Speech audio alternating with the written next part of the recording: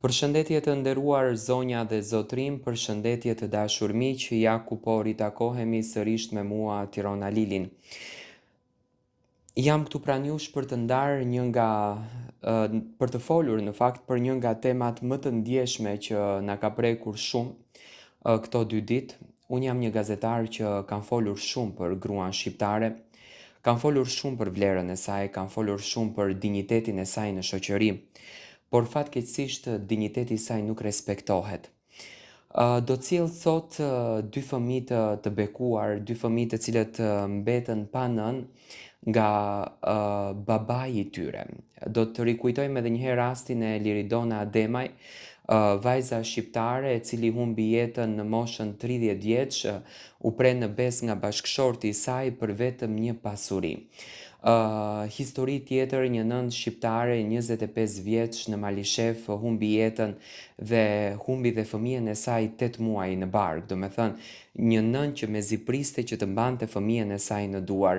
Një grua tjetër 80 vjeçare humbi jetën nga dhuna dhe tortura që ushtroi bashkëshorti i saj kundër drejt saj. Një grua tjetër u vra në Kosovë, një grua tjetër u vra në Prishtinë. Nëse ne do të futemi në listën e grave të vrara në vitin 2025-2026 nga bashkëshortët, do me thënë do të befasohemi se çfarë po ndodh me fenomenin e martesave në shqiptarizëm. Dhe pikërisht këto 2 fëmijë mua më kanë prekur shpirtin, 2 fëmijë që e kërkojnë nënën e tyre, 2 fëmijë që jetojnë me ëndrrën për nënën e tyre dhe nuk ua ka marrë Zoti nënën, por nënën ua ka marrë babai. Kjo është tmerri më i madh që mund të përballoj një fëmijë dhe për të unë kam thënë disa fjalë në shenjë e respektit të gjithë këtyre grave që ne duhet të flasim për to, që ne duhet të ngrejmë zërin për to. Ka histori që nuk duhen haruar, ka emra që nuk duhet të përmenden vetëm për disa ditë në lajme dhe më pas të zhduken nga kujtesa jonë. Dhe ka fëmijë që pa pasur asnjë faj, mbeten të dënuar të rriten me një pyetje që ndoshta do t'i ndjek për të gjithë jetën. Pse nuk është më mami këtu në mesin tonë? Historia Liridona Ademajt është një prej atyre historive që tronditi Kosovën dhe të gjithë shqiptarinë. Liridona u vra më 29 nëntor të vitit 2023, ndërsa ishte në makinë me bashkëshortin edhe me 2 fëmijët e saj. Më vonë rasti mori një kthes tronditse dhe gjykata në prill të vitit 2026 të dënoi Naim Murselin dhe Granit Pllavën me burgim të përjetshëm, ndërsa kushtrim kokallën me 30 vite burg. Por pas vendimit të gjykatës mbetet një dhimbje që asnjë dënim nuk mund ta kthejë më pas. 2 fëmijë mbetën pa nënën e tyre. 2 fëmijë që dikur kishin një nënë që i përqafonte, i zgjonte në mëngjes, u përgatiste ushqimin, i mbulonte kur flinin dhe i mbronte nga çdo e keqe. Sot në vend të zërit të saj, ato 2 fëmijë kanë kujtime. Në vend të përqafimit të saj, ato kanë mungesën. Në vend që të vrapojnë drejt saj kur kanë frikë, duhet të mësojnë të jetojnë me faktin se ajo nuk do të hapë më derën e shtëpisë së tyre. Dhe kjo është pjesa më e dhimbshme e çdo krimit ndaj një gruaje. Vrasësi nuk merr vetëm jetën e saj, ai u ndryshon përgjithmonë jetën edhe fëmijëve të saj. Por sot duhet të flasim edhe për një tjetër tragjedi që ka tronditur Kosovën, por edhe gjithë shqiptarinë. Një vajzë 25 vjeçare, shtatzën, Jetlira Foniqi, humbi jetën në një ngjarje të rëndë në Malishef. Sipas raportimeve të fundit, ajo mbriti pa shenja jete një QKUK, pasi kishte pësuar plak nga arma e zjarit, ndërsa rasti po hetohet dhe dyshimet e raportuara janë drejtuar ndaj bashkëshortit të saj. 25 vjeçe, një moshë kur shumë njerëz sapo kanë filluar të ndërtojnë jetën, një moshë kur duhet të bësh plane për të ardhmen, jo të përfundosh në një lajm tragjik.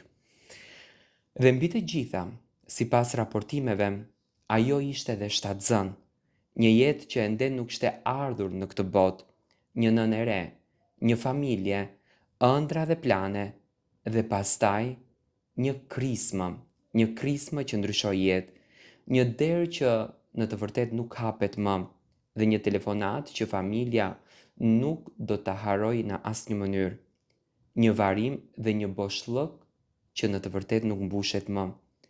Sa duhet të presim, sa gra duhet të vriten që dhuna ndaj grave të mos trajtohet më si një problem brenda familjes, sa fëmijë duhet të mbeten pa nën, sa familje duhet të marrin lajmin më të keq të jetës së tyre, sa nëna duhet të varosin vajzat e tyre, sa motra duhet të qajnë motrat e tyre, sa vëllezër duhet të kërkojnë drejtësinë, dhe sa fëmijë duhet të rriten duke pyetur veten pse njëri prind nuk është më aty, sepse duhet ta themi shumë qartë, dhuna në familje nuk është çështje private, nuk është punë burri e gruaje, nuk është mos u përziej, nuk është po lëre se do të pajtohen, nuk është kanë fëmijë le ta rregullojnë vetë, dhe mbi të gjitha nuk është turp për gruan që në realitet kërkon ndihmë. Turp është për një grua të ketë frikë që të flasë. Turp është që dikush ta shoh dhunën edhe të heshtë.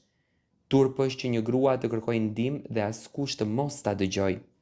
Turp është që shoqëria të kujtohet për viktimën vetëm pasi ajo të mos të jetë më e gjallë, sepse shumë herë pas një tragjedie dëgjojmë të njëjtat fjalë. E mirë ishte. Askush nuk e meritonte këtë. Familje e mirë ishte. Fëmijët mbetën pa nën. Sa keq që nuk e kuptuam më herët, por pyetja është kjo. Pse duhet të kuptojmë gjithmonë pasi të jetë tepër vonë? Pse duhet të presim një arkivol për të kuptuar se një grua ishte me të vërtet në rrezik?